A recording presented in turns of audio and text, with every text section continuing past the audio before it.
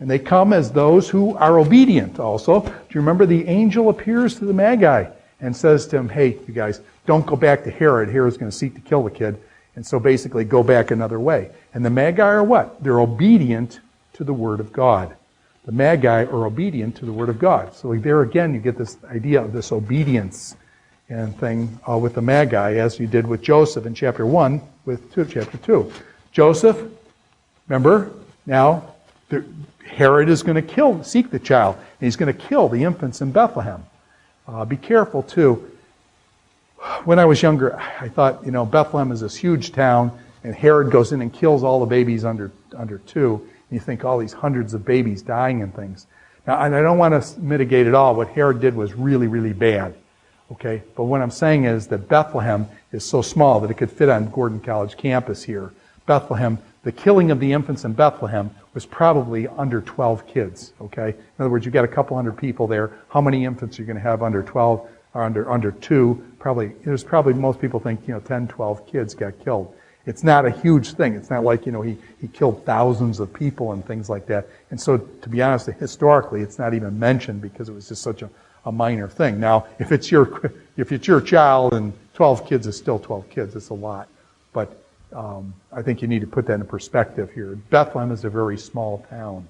A lot of times they use the word city in the Old Testament and New, and I know in my translation I've tried to do it with the word town, because city implies for us as America, we think about New York City and Boston, Philadelphia, Washington, or Miami, L.A. or something like that, and so we think city, we think these big things, but these are small towns actually, a couple hundred people, 300-400 people. So be careful with that. But Joseph then is told, okay, Herod's going to come after him. Leave and go to Egypt. So basically Joseph takes Mary and the child, Jesus, and they go to Egypt. And then what happens? He comes out of Egypt then and goes up to Nazareth. Doesn't go back to Judea, but goes to Nazareth. And it's very interesting. As he comes out of Egypt, who comes out of Egypt? Do you get all the overtones of this? Jesus now, his birth, is taken down to Egypt, comes out of Egypt and goes to Nazareth and things. Who comes out of Egypt? That's Moses. Moses comes out of Egypt. Jesus is the new Moses. And so Jesus comes out of Egypt even as Moses comes out of Egypt. And so there's a lot of these overtones. But nevertheless, Joseph is obedient to what the angel told him. And the point here is obedience. Herod, it turns out, is even obedient in a certain sense. It says that after Herod killed the children, it quotes from Jeremiah and says, so was fulfilled, was said to prophet Jeremiah, that Rachel, weeping for her children, and would not be comforted because they were not. Rachel weeping for her children? Where is this? Rachel's tomb is outside of Bethlehem on the ridge route that goes just about a mile outside of Bethlehem. There's a major like Route 95 going north and south. Actually, not like 95, more like Route 1 going north and south in the ridge along the ridge of Israel in the mountains there. And Rachel's tomb is outside of Bethlehem because that's where she died. And therefore, Rachel weeping for her children, she was like a patron saint for Bethlehem. And so quotes the book of Jeremiah and cites that. So Herod, even in doing his dastardly deed, Herod is being obedient to Scriptures in one sense, not as a disciple, but as a kind of, nevertheless, he fulfills God's word there. The Great Commission, we talked about that. The gospel going out to all nations. Abrahamic blessing going out to all nations beyond Judaism. Now, a couple other things here. I want to look over at Matthew chapter 10, verse 24. And I want to introduce the idea of disciple being what I would call imitatio. Imitatio means you imitate. The student imitates the teacher.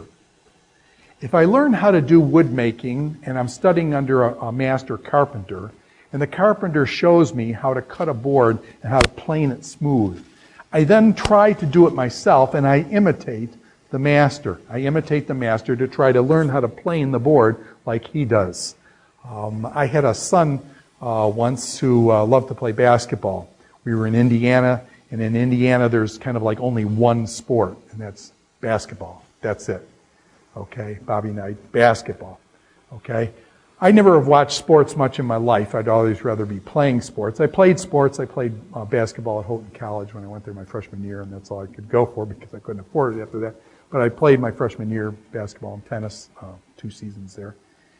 And so when my son was growing up, we would go out and shoot hundreds of shots of basketball every night. I would take him out, we'd shoot from various positions and things, and I'd have him shoot 10 shots from each place, and then shoot so many foul shots every night. It was fun. We just, father-son type of thing. My son got into watching basketball on television, and this was in the 1990s, and I don't like watching sports on television, still don't. But we sat down and we watched this guy play basketball, and he played for the Chicago Bulls, and as I watched this man play basketball, I just could not believe what my eyes were seeing. And I just said, nobody can do that. What he's doing is impossible. And it was like, holy cow, how can this guy do this? And and his name was Michael Jordan, and he was one of the most incredible basketball players I've ever seen in my life. Never seen anything like it since. And just the way, and so our family developed a ritual where we'd sit down and we'd watch the Chicago Bulls and Michael Jordan play, and the coach and things, and watch Michael Jordan play basketball. It was incredible.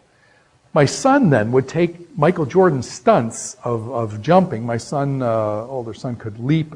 He could really jump. He was one of the few white men who can jump kind of thing. And he could jump, and he would do the acrobatics of Michael Jordan the best he could. And I always did downplay it. I'd say, Zach, don't do that. You're not Michael Jordan. You can't do this stuff, so don't even try and stuff. But yet, he watched Michael Jordan. Michael Jordan was his model, and so there would be this imitation going on, this double reverse back, layup kind of thing. He would try that. And when he was at Portsmouth Christian Academy up in New Hampshire, many of the people came up to my wife and I and said, we just always love to watch your son play basketball because he does these crazy moves, and oftentimes he makes it. And he actually got to play on the all-state team up in New Hampshire and things. And so I kind of remember, too, one of the last games, games that we had, I had bet him $100 that he couldn't dunk it, because he told me he's 5'10" or so, 5'10" or 5'11", and he told me he could dunk it, and I thought, I can't believe that. He can't jump that high.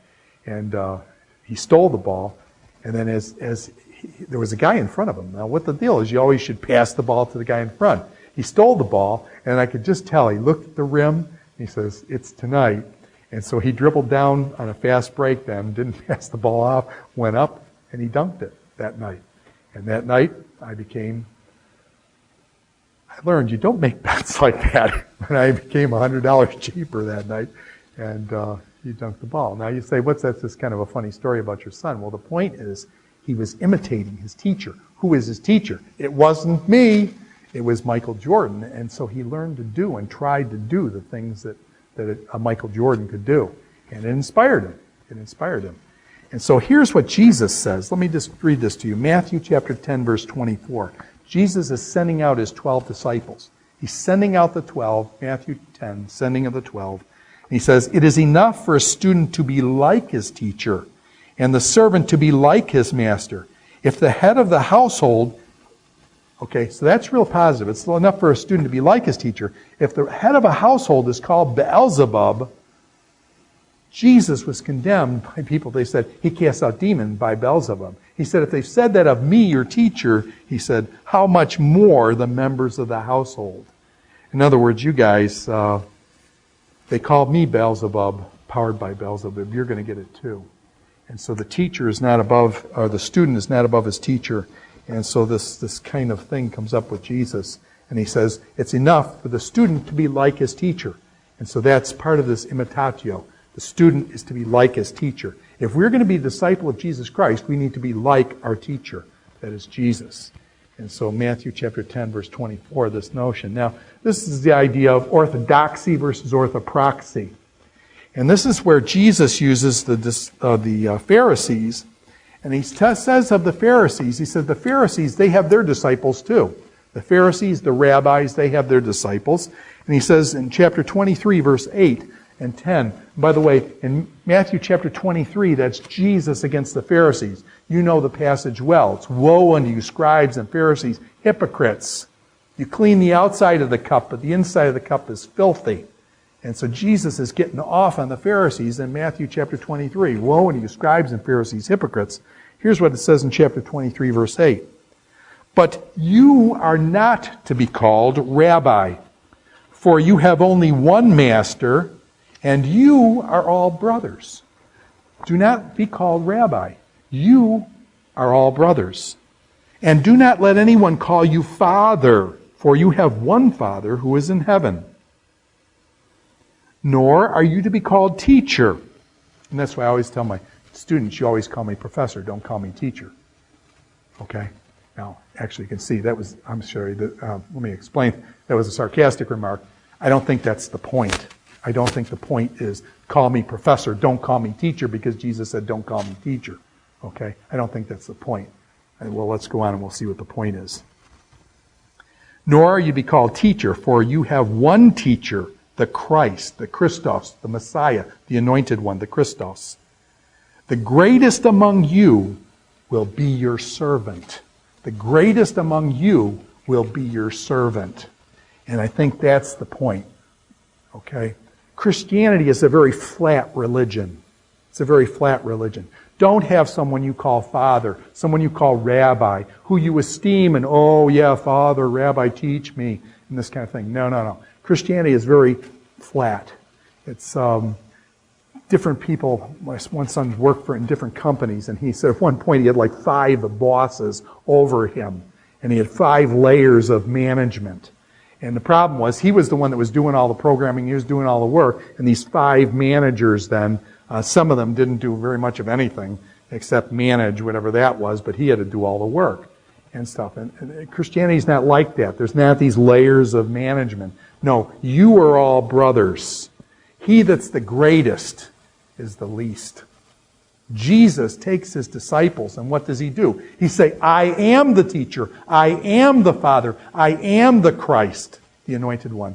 And what does the Christ, the anointed one, the Father, the teacher, what does he do? He gets down and says, take off your shoes, man. And he washes their feet.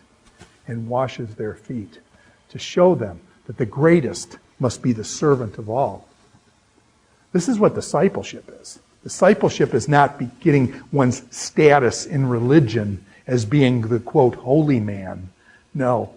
In Jesus' kingdom, the one who is on top is the one who serves and washes the feet and does the dirty work and does the menial stuff. It is not the big person that's up on the top. And I'm afraid sometimes that we've taken a management kind of model and put it into the church. And now all of a sudden the church, we get all these layers of management. And Jesus says, no, you guys are all brothers and sisters in Christ. And there's, what's this layered stuff of power structure and things like that? No, the church isn't like that. You are all brethren, okay? And the greatest among you will be the servant, the slave of all, okay? Very interesting comment there about the structure of the church.